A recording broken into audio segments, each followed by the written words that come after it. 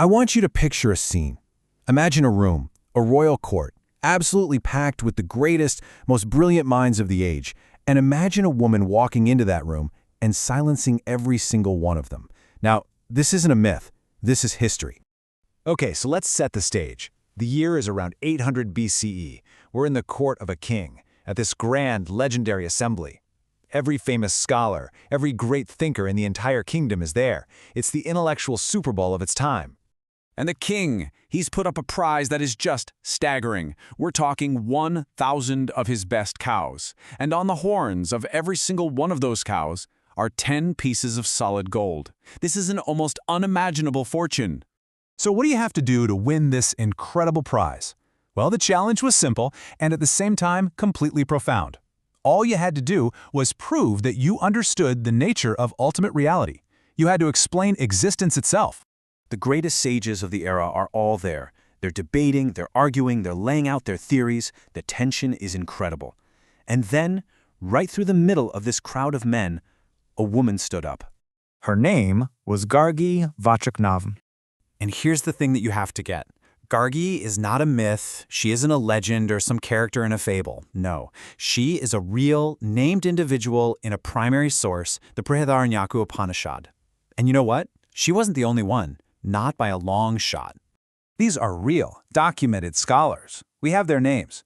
We know which ancient texts they're in. And in some cases, we even have the exact words they spoke or wrote down. Words that have been preserved for literally thousands of years.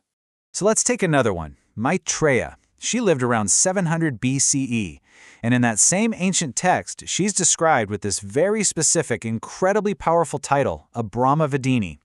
Now this wasn't just some casual compliment. It meant she was a formal teacher, an expounder of sacred knowledge, someone who dedicated her entire life to philosophy. And her commitment, it's captured forever in this one moment. Her husband, the sage Yajnavalkya, he's about to retire and he offers to split his worldly property between his two wives. And Maitreya's response is this incredible question. She's basically asking, what good is all this stuff if it doesn't get me to the ultimate truth? She chose knowledge over wealth, philosophy over property, and someone thought that choice was so important they wrote it down nearly 3,000 years ago. And it goes back even further. Let's talk about Lopamudra. Her name shows up way earlier, back in the Rigveda period. And get this, she wasn't just a debater or a student. She was an author. There are actual hymns in the Rigveda, one of the oldest texts on the planet, that are attributed directly to her. And this wasn't some fluke. She wasn't the one exception. The ancient index to the Rigveda, the Anukramani, it lists 27. Let that sink in for a second. 27 named women as authors of hymns in what is probably the oldest religious text in continuous use anywhere in the world. You might be wondering, well, how was all this even possible? Part of the answer seems to be economic. There's this legal concept called stridhana, and it's documented in multiple ancient law books. It refers to property like jewelry, gifts, even her own earnings that belonged exclusively to a woman. It wasn't her husband's, it wasn't her father's, it was hers. And that gave her a degree of economic independence that we often just forget about when we think of the ancient world. So we've got this period, right? It's well documented. We see women participating in intellectual life at the highest levels. But then, as you keep reading through the historical records, through the texts themselves, you start to see that something began to change.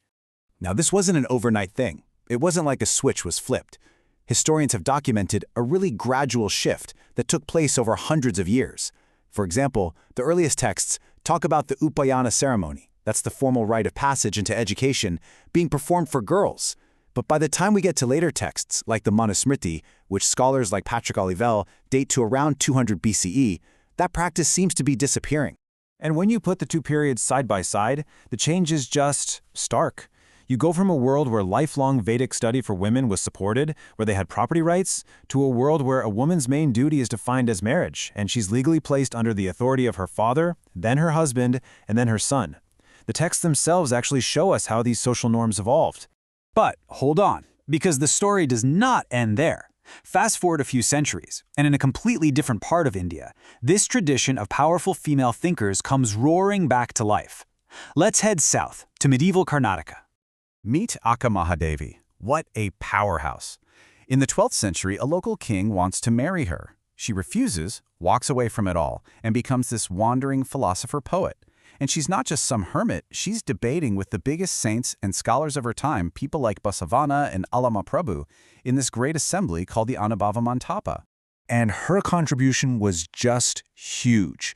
We still have over 430 of her vachanas. These are these incredibly beautiful, powerful, mystical poems written in Kannada, and they are packed with deep philosophical ideas. Her work is a cornerstone of Kannada literature to this day. And just like back in the Vedic era, she was not alone. This was a movement. Of all the recorded Vachana poets from that time in Karnataka, more than 30 of them were women. This is Karnataka's own very special chapter in this really long story. So when you put all these pieces together, when you draw a line from the Vedic age all the way to medieval Karnataka, a very clear picture starts to form. A picture of a profound legacy and inheritance of intellectual power. And that brings us to the final and most important question. Just look at these names again.